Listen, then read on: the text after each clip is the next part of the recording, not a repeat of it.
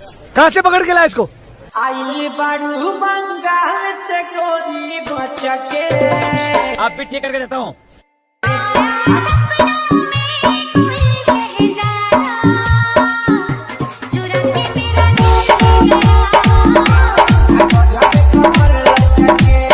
अरे जब भी ऊपर चढ़ता बंद क्यों कर देते हो?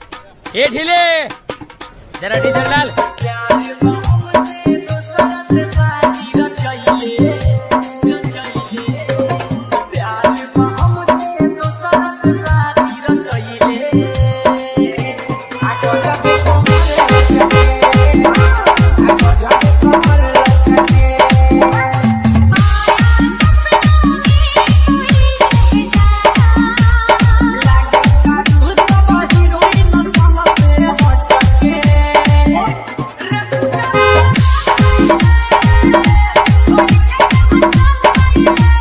Bihari music, Bihari music, Bihari music.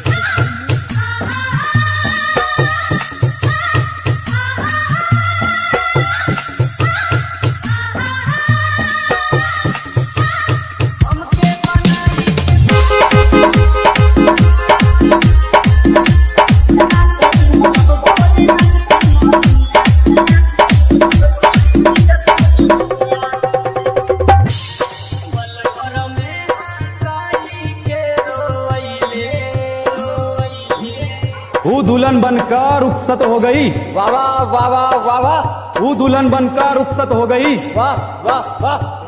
कहाँ तक करोगे ऊ का पीछा? वो किसी और की हो गई।